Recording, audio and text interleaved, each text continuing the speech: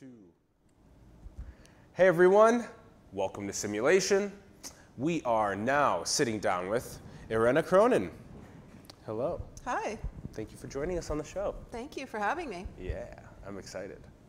This is going to be a lot of fun. We're going to be talking about the AI century. We're going to be talking about how all these different technologies are kind of coalescing together, how they're impacting business, how we got to advise and strategize businesses to get ready for this next new century. AR, VR, autonomous vehicles, machine learning, facial recognition, robots, all of this stuff. Yeah. And you have a great background in this, and now we're about to dive into it. Well, what do you want to know? Let's do it. So why even in the first place? Because so we have Spout Reality, 2 years doing that, and that's consulting with AR, VR. Yes. And now you're with Shell Israel at Transformation Group. Shout out to Shell, he's been on our show before. He's a good guy. Fun conversation we had as well. So now, and now you're doing advising in all those other fields as well. So what kind of led you to the realization that businesses really need to get ready for this upcoming technology boom, and how are you helping them? I think it all comes down to visual transformation, actually. So over the last 5 years or so, it's become really clear that video is like becoming more and more important. Of course, people are still writing and reading books and reporters and that kind of thing. But in terms of like YouTube and Facebook and just all kinds of visual happenings, right? So what's the new thing then with visual? It's for it to become as three-dimensional as possible. So you want it to become as true to life. Mm-hmm. And I think that's where the push came for Facebook, where they realized, hey, since things are really getting visual here, and they could tell because the metrics were like off the charts when they introduced video for it to happen. So the next thing has to be then something that is more realistic. And what is that? That's more like 3D. I think that's why they really started, why they actually got into Oculus, for sure. And so they have this bet that, and it's not only them, it's HTC Vive, and it's the whole ecosystem for virtual reality. So I think the whole thing started for me in realizing, first of all, I'm more visual than I am. I love literature, but like the visual stuff really grabs me. So the idea of actually having something realistic in front of me that's a simulation, that's not real, and yet I can emotionally connect to it. And somehow then I become part of that simulation, and then it's real for me, I think doesn't only capture my imagination, but now more and more the population out there is realizing that there really is something to virtual reality. That's where it started with me. Then you asked about other things like augmented reality. It's the next step where you're mixing both, you know, characters that are virtual-like in your regular world, so there's more flexibility there. There's more things that can happen with augmented reality in terms of business, being able to use that for selling things, for retail, for also entertainment. So it's a little wider than virtual reality, but it's along the same kind of lines of creating a different world. And here it's kind of a mixed world of where, and it's fun also. So it's not only all about dollars. And then we have artificial intelligence that brings in language as well. So with machine learning, we have basically computer programming and systems trying to understand patterns that are out there in the real world. So both on in a literate kind of way, trying to get patterns for speech when they do bots, chatbots that are using artificial intelligence now. And then you move to the visual, understanding video, understanding photographs, trying to get patterns in that. And it all kind of comes together to make both the kind of like augmented sense of things, where now you're going to actually introduce artificial intelligence with machine learning. When you speak, you can match things, and then you could have the 3D visualization called up, and the artificial intelligence can understand what you're saying and call up the 3D visual. So it kind of all comes together. So that's one way of looking at why I'm kind of fascinated by this kind of reality that you could create. Yeah. I like how you guided us through the transition from books and then audio to then video, and now from two-dimensional video to the three-dimensional, which is now the AR and VR experiences that we're having, and then the simulations that come from that, and that's across so many different industries that can leverage simulations, from biotech to robotics. There's so many different ways to do that. And then the ability to find patterns in this data and figure out how to make this applicable to us. So it totally makes sense. And you see, I like the way that you talk about it in a very story format. I think it's really relatable for people because of that.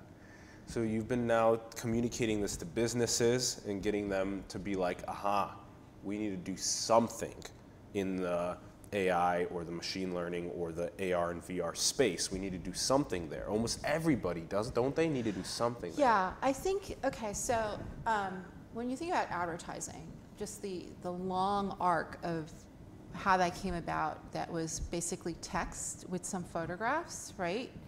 And the impact for that kind of visual that you would get isn't very high, unless it's something really close to you, and then that's going to be a small population out there that could really access emotional feelings for text and a photograph or a couple of photographs.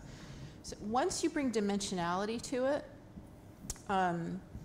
the three-dimensionality, and then when it's personalized for you by speech, by artificial intelligence, and when you're saying something and some artificial being can understand what you're saying and actually provides you with information that you need, and then you combine that with a visual as well, I think that is the future for retail at least, and then for all kinds of other businesses, also for medicine, for visuals, for surgeons that need to pull up a visual right away and then use their voice to be able to figure out how to move that thing, or, you know, so there's so many different industries and areas where you could take three-dimensionality along with artificial intelligence to manipulate that three-dimensionality that has an impact.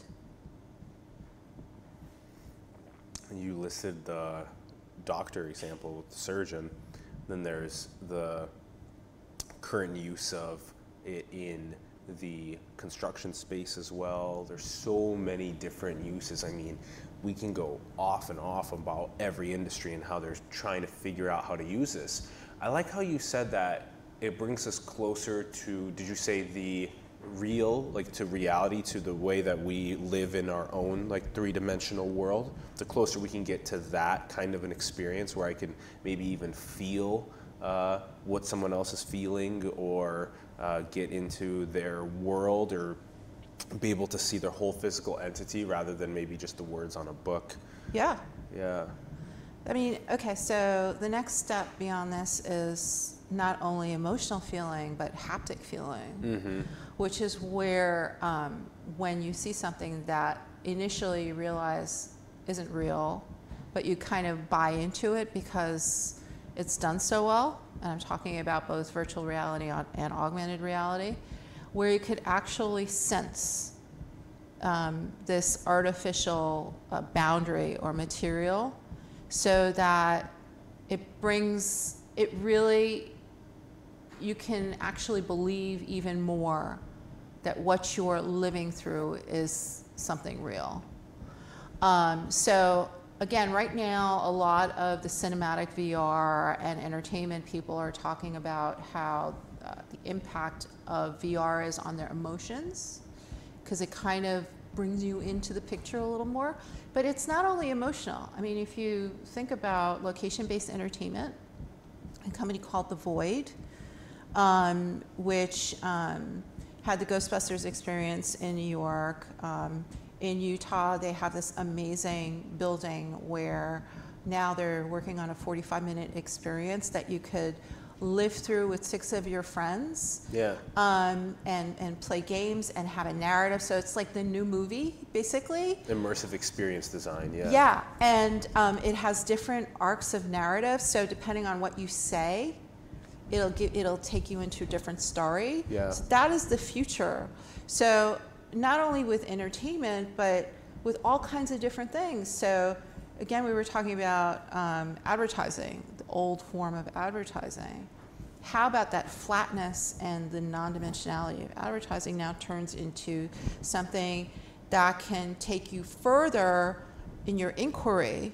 So you had a question about, I don't know, you want to find new drapes or something really boring like that. So you go about that, and then you talk about new living space, and then it brings you someplace else, and it's like brings you out of the initial question that you have into all kinds of different areas that you didn't think you would go into because of the smart AI that is asking you and feeding you things and then visualizing it for you.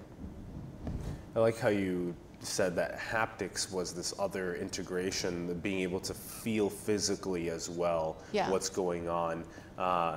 There's so many body suits now, and we're seeing this iteration. What even comes after? I wanna touch on a couple other things you said, but now I'm very interested in to see if you know what's coming after this body suit. Like, how can we actually get the physical feeling without having to be wearing a full body suit? Okay, so there have been experiments by Disney and by a couple of other companies. They haven't gone all the way through because it takes kind of a lot of power in the particular environment that you're in.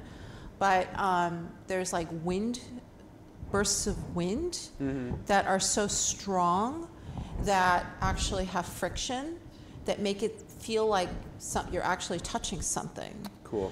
And there's all kinds of other systems that are set up that are electrical based that will also give you the same kind of it's artificially based obviously, but it'll make you feel like there is some object there that is giving.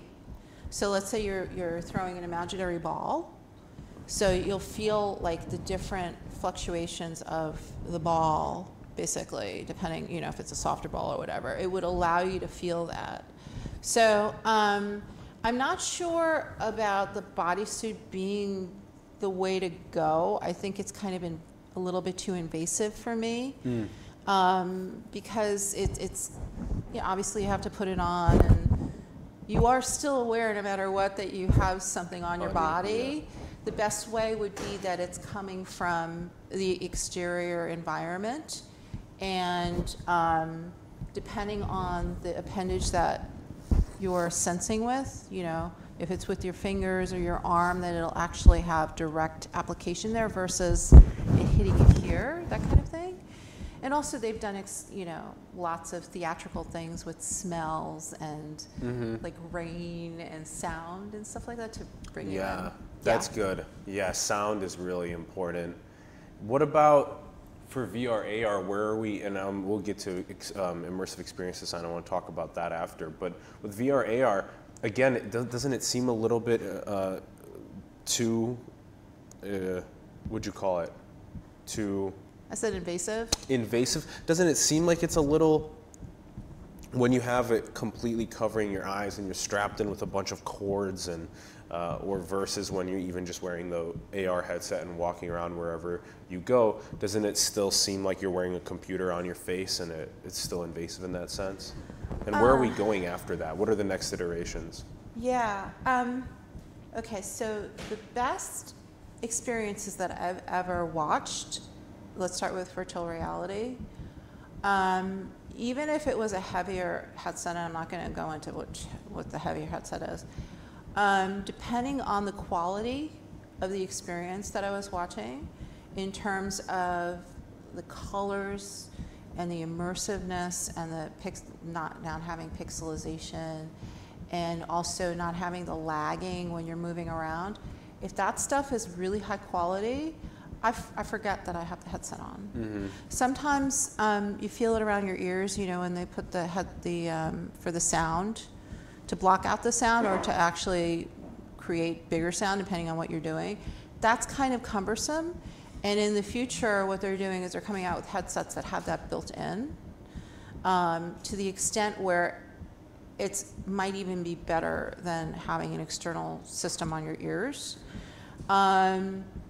In terms of headsets now for the future, okay, so I'm hoping and I think that future virtual reality experiences are going to keep getting more and more quality, okay? So that I will almost forget that it's a virtual reality experience I'm in. What would that look like? The best of them are interactive, so that first of all, I'm able to move around in a space. I'm not sitting in a chair, I'm not swiveling around in a chair, and I don't have a small space. I'm able to go quite a distance. Yeah. Yeah. Like a football field in size. It could be, yeah. With the location-based experiences, they've done these experiments where it could be actually not such a big room, but the way that they've rigged it up, you actually do feel like you're walking straight a long distance. And in fact, you've been walking around pretty much in a circle. They are able to do that depending on the level of the flooring. So they're experimenting with all this kind of stuff. But even if you are having if you have a wireless headset, yeah, those and you're able half spherical Yeah. pods that you can walk in, but no, I'm talking about bigger ones? Yeah. Even bigger ones. No, they're not pods. Okay. They're like theatrical sets where they have you walking, and yeah, you're just but it's like still like 8 feet by 8 feet or something, isn't it? It's bigger. It's like 100 feet Yeah. wide. Oh, like, that's great. The Linden, Utah, the Void headquarters for the original Ghostbusters experience there, they had you going up in an elevator. It was called like the Omni Wheel, right? The one that I was thinking of. Yeah, there's a couple of them. Yeah, and okay. I'm not really into that. I'm more into the 'cause roaming. I want to yeah, roam. It totally straps you in versus lets Yeah. you roam, yeah. So the best experiences are going to be the ones that allow you to go as far as possible. So you won't even have to go around in the circle, but you will be able to wirelessly take your headset and go as far as you can, or feel like you're going really far. Interact with other people that you've come into the experience with, talk with them, talk to characters that actually don't exist. Mm-hmm. That look exactly like, you don't know, you think it's your friend, actually, hey, no, it's a character that's there talking to you, that's an AI character that, depending on what you say to them, will take you into a new narrative. Yep. So, and also the narratives are longer, you know, they'll end up being an hour long, you'll be able to do this kind of stuff. Pick your own journey. That's what you were talking about with the immersive experience design as well. So you think that we're moving towards the wireless connectivity, which is for sure, we know a couple companies that are working on the wireless connectivity. Then we're also moving to these larger spaces. Then we're also moving to either people that are also playing in the game, or artificial avatars that are playing in the game that you interact with. And then as you engage with the environment and with these different avatars, then the experience design changes as you go through it in the way that you've interacted with it. And that has also very directly linked with the immersive experience design that you mentioned earlier, and we wanted to touch on that. So now these two stories can kind of merge, which is there's now, what is it called, like I forgot what it's called. And there's one in, I think, Santa Fe called Wolf something, or no? Maybe I'm wrong. There's one that's an immersive experience design in Santa Fe that's called Wolf something.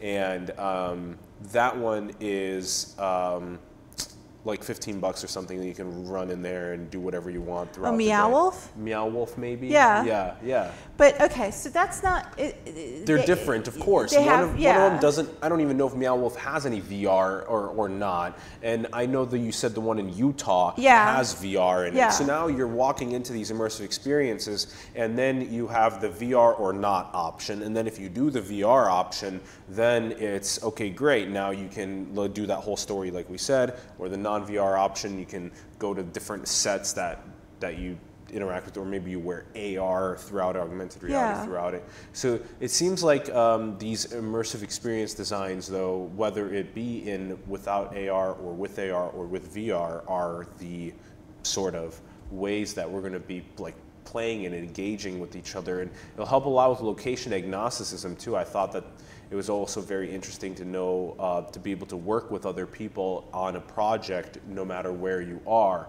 or to be able to go and travel to a different place in the world no matter where you are. So for business especially, being able to interact with people no matter where they are. I mean, obviously they do this now on teleconferencing, whatever. It's not that great. You see the people's faces, you hear them talking. A lot of the times things get done, but it's really not intimate. You really don't get closer with the people that you're working with, but you know you have to do it for work, so you do it anyway. So, however, if you were able to have an augmented reality workspace, so that if possible, the person you're working with is actually right in front of you. This somehow brings it closer. I mean, it could be the way I'm looking at you now, and it would be the same basically. Being thousands of miles away from yes. And then being able to demonstrate, oh, let's turn on the video now to talk about, to be able to work on the project.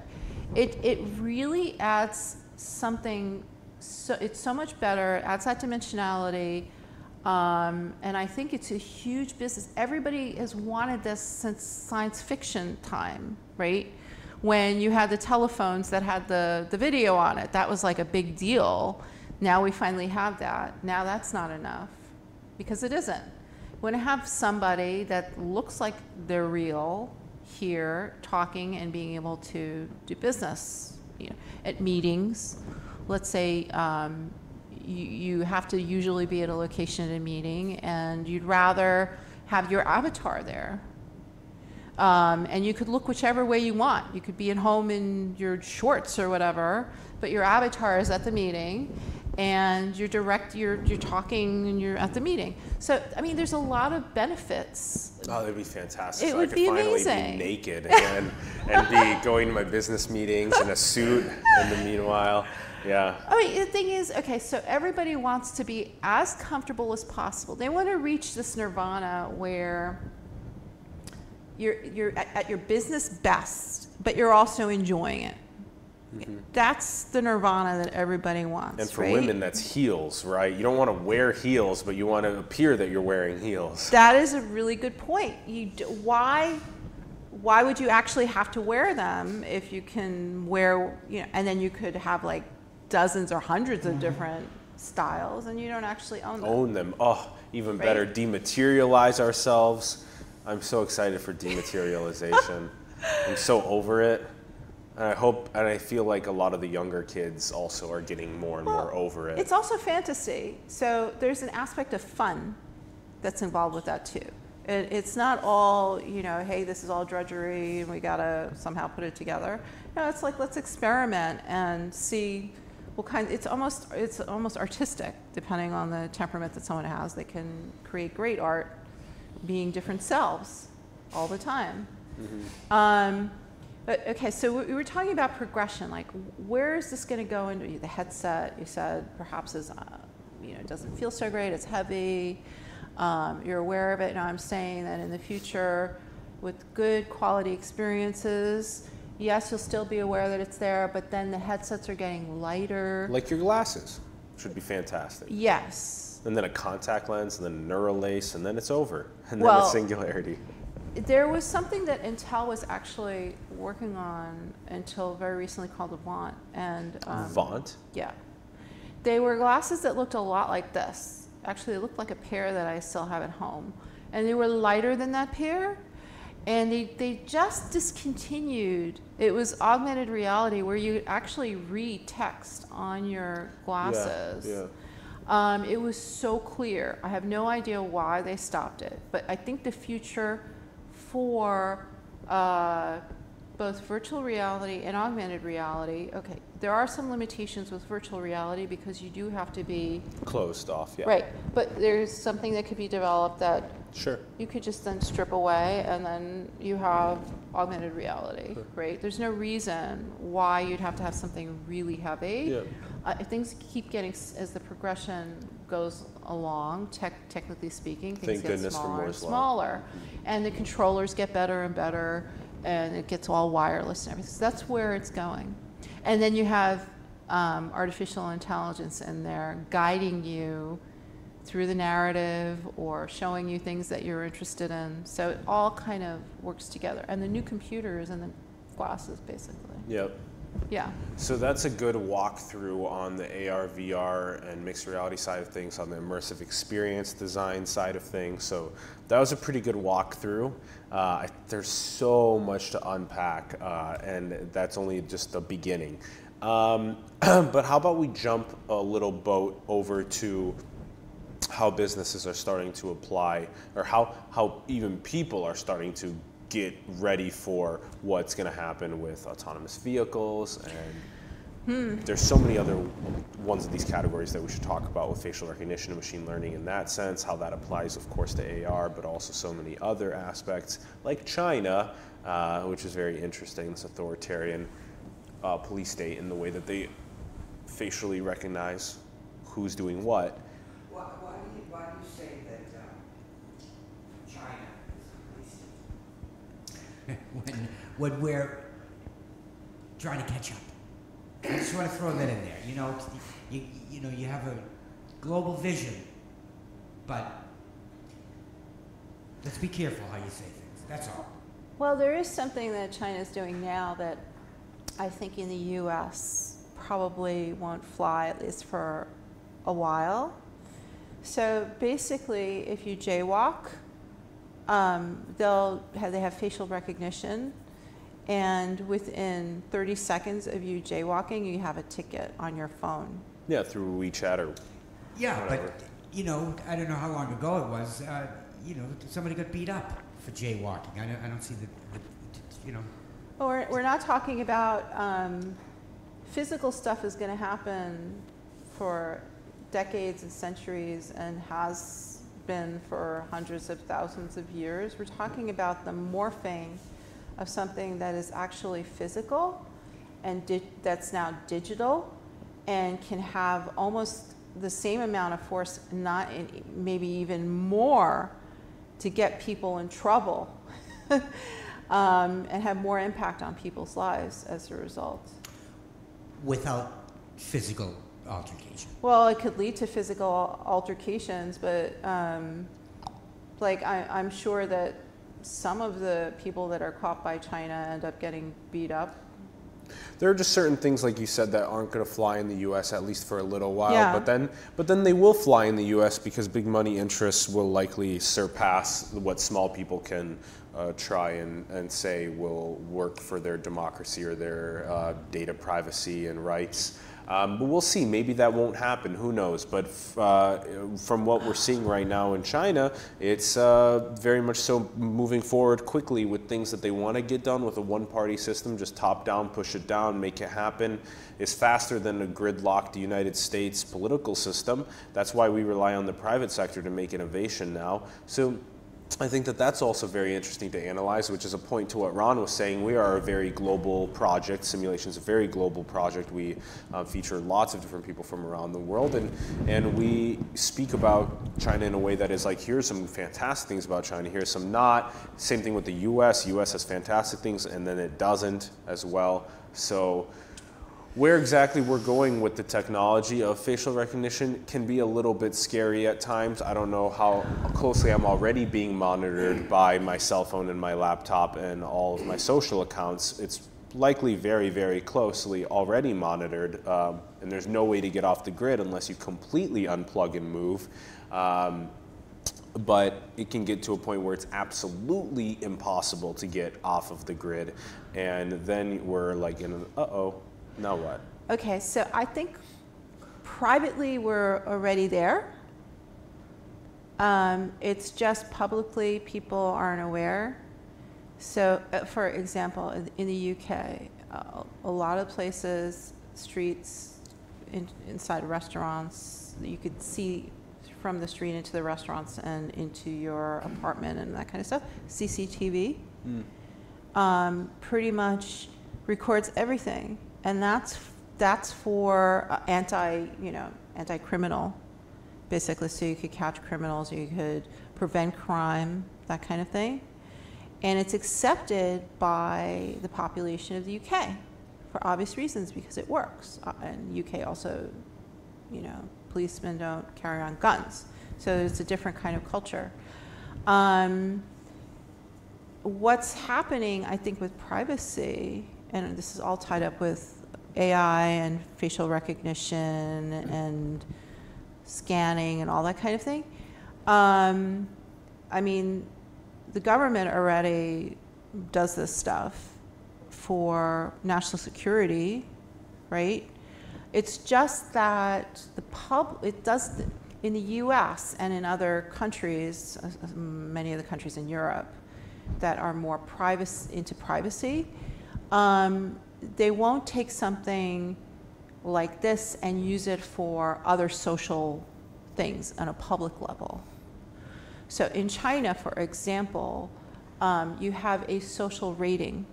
Yeah, the Sesame credit. It's so fascinating. Right, but that's all tied in with monitoring your actions. Yeah. And how do they monitor the actions? It's through artificial intelligence, through computer facial recognition, and then through digitalization of what you do with your bank and where you travel. So it's like this whole ecosystem of trailing you, how you live. For good citizen credit or bad citizen credit, and then being able to be limited or opened up based on how you act. So I don't think, unless something really goes wrong in the US, that this will be instituted here. I mean, it's instituted in some very it's certainly, some kids think that that's the way to go if they do scoring, in terms of how many Facebook friends you have and all that kind of thing, like Black Mirror stuff. But in terms of an official government stance of how this should be rolled out to the public, I don't think that's going to happen. Yeah. Yeah, that's probably one of the most interesting conversations that we should be having, is how we're going to design the social aspect, the social fabric of civilization in all of its nuance, because we didn't even talk about how that affects healthcare and education and energy use. We talked more about how that affects what's seen on video cameras about what we're doing, and the data that's being processed through WeChat or Facebook or whatever the social platform is. So this is probably one of the most important conversations to have about civilization design, is how are we going to make it happen.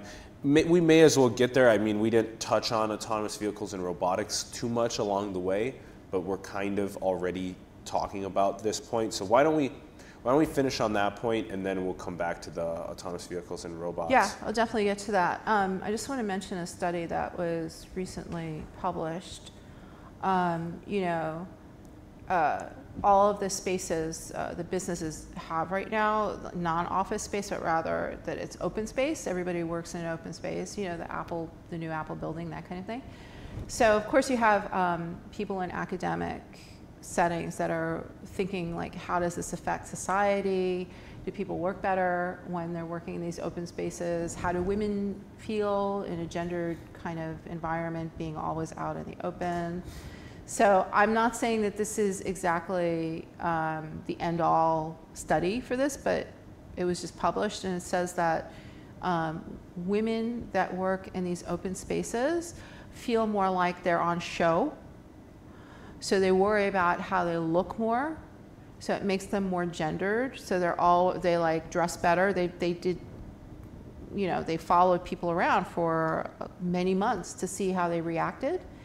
And so they're more worried about how they look, what their hair looks like, all that kind of stuff.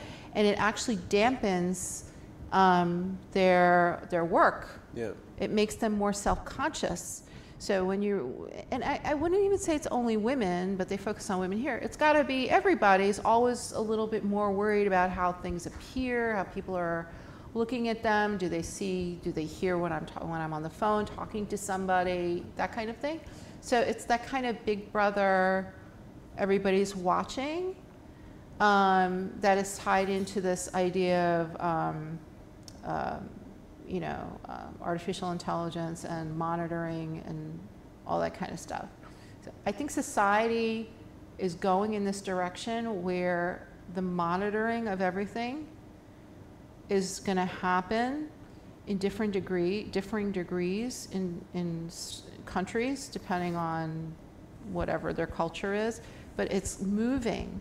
I think everybody's moving to that model where everything's more out in the open, there's less privacy, and there's more of this trying to fit in. Yeah.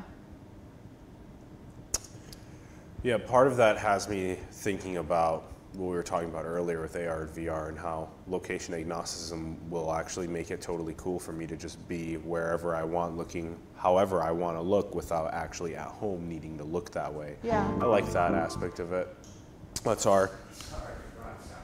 Yeah, wrong sound bite, but that's our... Sorry. It's all good. That's our 15-minute jump timer. Really? Okay, so we got to go into autonomous vehicles. Yeah, let's do it. All right. So obviously there are a lot of issues with autonomous vehicles, but there is good news that a lot of the companies that are working on this type of technology are using artificial intelligence. And I wouldn't say machine learning. Machine learning will come in at another, after they figure out the visuals. So the visualization, instead of having a car out there trying to figure out all the roads, getting into accidents and that kind of thing, they run these scenarios, these simulations that are driven by artificial intelligence, neural nets, and all kinds of other algorithms that are set up, and they run through, you know, potential accident situations and all kinds of things, so that the autonomous vehicle AI learns without actually physically going through any of this. Mm-hmm. And I remember at a recent conference, at the Game Developer Conference, Uber was there, and I was like, what are you guys doing here? Oh, they're hiring thousands of people to develop these simulations for the autonomous vehicles. Mm-hmm. So it's a huge thing, and I think there are going to be bumps along the road, but I think I think that it will happen because we're dealing with computer power, and simulations are not difficult to do, and AI is becoming more and more sophisticated. It's going to get it right. Yeah. And with robotics, what do you want to know about robotics? God, robotics is just like AR, VR. It's just fucking everywhere. It's so difficult to hone in on something about it. Just a quick touch on autonomous vehicles. I like how you said that they're running the simulations right now. Yeah. Because that saves them the learning comes in the computer training environment rather than the real world. But then when they get out in the real world, they still have to perform and continuously observe their environment and learn. There's so much interest in that field. I mean, just thinking about the solar power roof, charging your car, and then going and driving your car somewhere, and then you're parking your car, and then your car going and making you money because you don't need to use it during that time. And it's just such an interesting and like smart contracts between the person that's renting your car, and it's just like, it's getting ridiculous. These are all like completely new things that just came out in the last couple of years, and they're all over people's brains, and I wonder what the difference is between someone here in the Midwest of the U.S. in terms of knowing about this, and then what's the difference between someone here and someone in, I don't know, rural Vietnam, like knowing about this. Like I just wonder where people's minds are and what's going to happen with all these technologies proliferating, and how it's going to affect children, how it's going to affect wealth inequality. So maybe that's what we talk about, just to end it off with robotics. With robots, there seem to be, again, across every single industry, over-roboticizing things is very fascinating. Apparently that's what happened at the Tesla factory, over-roboticizing things. Still having humans in the equation, and that seems to be what the trajectory is going to be, like this hybridizing of AI and robotics with humans. Where are some of your favorite examples of robotics being used today, and what are you most looking forward to with robots in the future? Besides sex, robot sex. No, that wasn't on my mind, really. Okay, so. You're going to get us in trouble, young man. You better knock off your shit and have some respect. However, it isn't an area that it's not built up in yet that is my favorite. I want to have robots in the home. Doing what? I want them, I would, okay, so it'd be great if I even had a robot as a friend.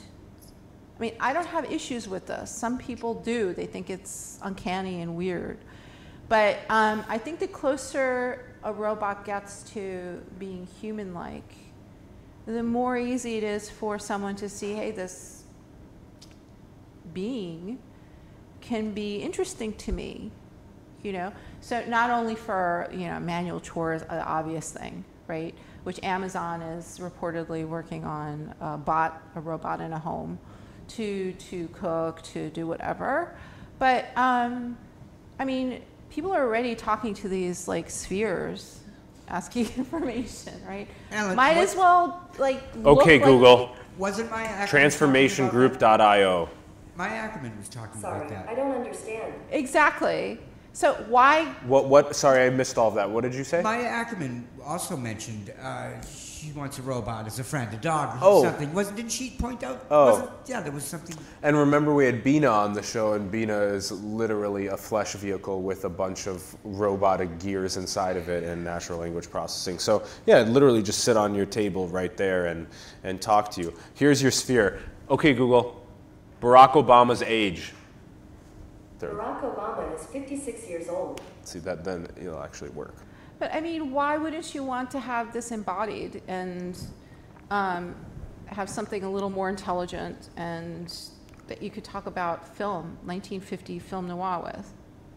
And have a real conversation. And have it look at your eyes and have it move its mouth while it talks and engage you and engage your mood. Maybe emotionally it's really important for you to talk to it. Okay, so. That's interesting. You picked home robot, yeah. Yeah. I, obviously for business, I mean, the robotics for business has been going on for a very long time, Yeah. all right? But I mean, it's gonna, for restaurants, for coffee shops, there's not gonna be people there anymore. They're gonna be making this stuff. I mean, how hard is it to make this food that is being made in a friggin' diner, right? Pretty freaking easy. Yeah. So, I mean, it's actually going to, those jobs, people worry about jobs being taken over by robots, and I understand that. But the job that a cook has in a diner, that kind of job, he can have another job that he's able to use skills on that level. Doesn't have to be working in a diner. So I believe that jobs will be created. Different types of digital, you know, in the digital age, you have different types of jobs that will come on many different levels, from a lower level that you don't need to have a PhD to do something, to a higher level. So I'm not too worried about robots taking over jobs. There'll be new jobs for sure, but Yeah. there will be a lot of jobs lost and people need to be retrained. Different types of the jobs that are out there, those types will start to change. But this has been happening For a lever, yeah. In industrial revolution, the types of jobs have changed. Definitely. Yeah.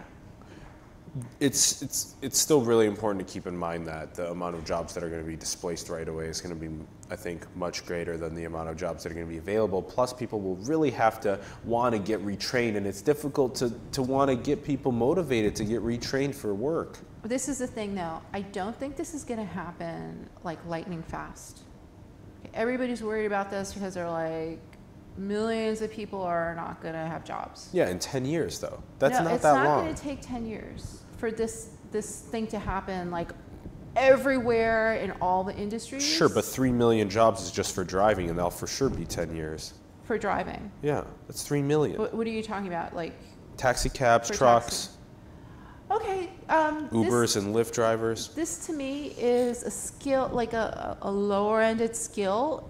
People who do that have other skills that they could work and, you know. Yeah, but those 3 million jobs that are going to disappear are not just going to reappear. But I agree that there will be people that will have to work in that hybrid position of figuring out how the autonomous vehicle will work on the streets, and that there's so many jobs opening up in that sector. And like, I really don't think that this is going to happen, like I said, over 10 years. I do think that it's a process. Because as you're saying with Elon Musk, you know, he overdid the robotization of his Tesla factory. We don't know. Yeah, China has like 50 electric car companies now. And I'm just saying that even though we think that 10 years is not going to happen, I'm just saying that it's likely going to happen in 10 years. For the autonomous vehicles, yeah. Yes. Okay, well, yes. Okay, that's 3 million here, and I think it's like 20 million or something around the world. Okay, so. Do you remember the song by Cyndi Lauper? There's a hole in my heart, it goes all the way to China. Do you remember that song? No? All right, never mind. Go back to the show. I'm sorry. A hole in my. Okay. There's a hole in my heart, it goes all the way to China. I don't know that. I know some songs from Blondie. Was it? What? Yeah, I just want to make sure that was Cyndi Lauper. Yeah, okay, yeah, and it wasn't Blondie. All right, last point. Sorry. Yeah. Last point. That's okay. No, you're good. You're good. She's around for a little bit. Joke around.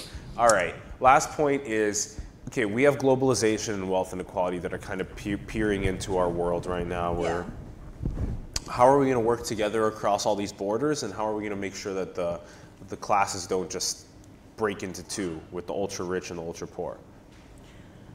Okay, so I tend to be a realist on these type of issues. I don't think that most countries are, for a long time, going to really work together to fix this problem. I think that there is something happening, not only in the United States, but in Europe, and people are understanding that it's happening.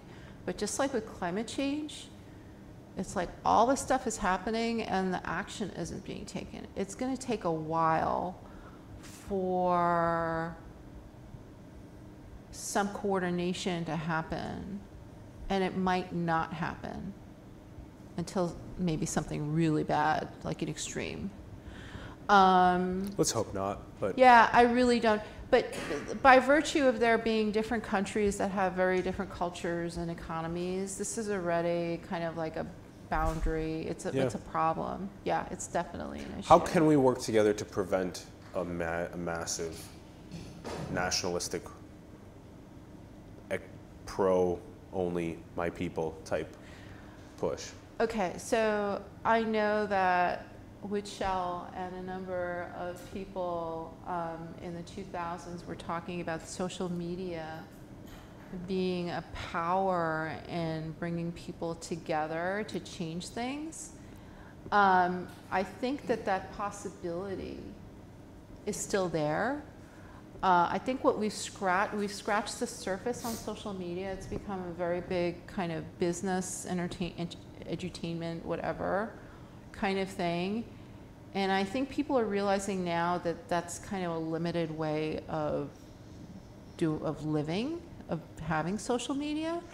Maybe in the future, because it's really easy to get people together to communicate through Twitter and through Facebook if it was done correctly.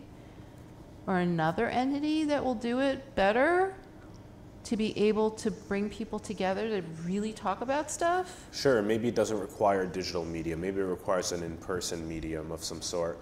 We have these guys called the Connect guys that go around making peace around the world by doing something as simple as, you know, you put your hand up and you just go, well, hold on, Yeah. there. And then they go, mm-hmm, and you would do it too. Mm-hmm. And so then that's supposed to, you know, bond people together in that sense as well. So it might not be, even though digital is important and it can get to 7.5 billion people really quickly. You're saying sometimes it could feel superficial, but given the importance of the situation, it can bring people together if what they're really rallying about is important, if they feel it. Yeah. Let's ask you, what do you think is the most beautiful thing in the world? Sunrise. Why? Because every time I see the sunrise, I realize that there is still life that is living, and it's a new day, and things can change for the better. Yeah, that's good. I like that. It's very inspirational.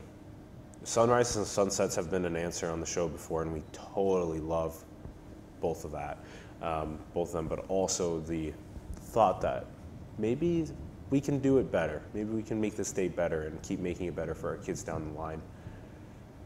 Wow, it's so tough to unpack all of this information. Because you're dealing with so many different clients, and the client's like, oh, how do I apply this really future technology to my business? And then you're like, well, there's probably a couple dozen ways to do that, but let me tell you about the 1 or 2 or 3 ways that's most applicable to you. And then they're like, how do I apply all 12 of these technologies to my business? And you're like, wow, good luck. Like, I guess I can help you, but it'll be really difficult. It's just, this was happening with these exponential technologies. Yeah, I think the biggest question most people have is, what does this all mean? And where do I end up with it? And what's your answer to that? I think the experience is what really counts.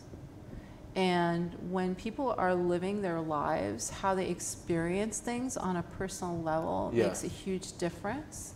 And what's happening with these new technologies, it brings you closer to a real life experience where you actually live through it and feel it almost instantaneously. Yeah. If it's done correctly. Yeah.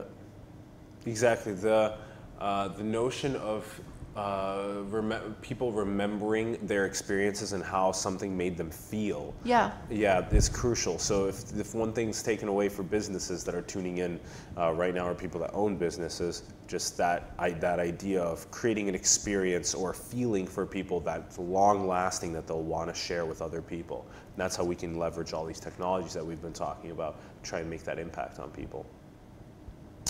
Irena, thank you so much for joining us. Thank you. This has been such a pleasure. Thank you. you. Thank you. Great talking to you. Yeah, hopefully we'll continue exchanging awesome people in networks and impact. I already know that there's so many people to push over to Transformation Group as they're trying to figure out how to bring these technologies into the future and help guide other businesses on how to do that. Thanks everyone for tuning in. We greatly appreciate it. Make sure to subscribe to the channel, give us a comment below with your thoughts, share the content with other people to get them talking about what autonomous vehicles and AR, VR, and robotics and chatbots and all this crazy technology is going to be doing in the future. The little human head at home that you come to and you say, hi, and it just says, hi, back to you. What's that going to be like? What's that going to be like for your kids? Let's get talking about this. Thanks to Ron, our producing partner, for producing the show. Thanks, everyone. Join us on Patreon. We need to sustain the studio. We need to sustain our project, so join us on Patreon, please. And we'll see you guys more soon. Thank you.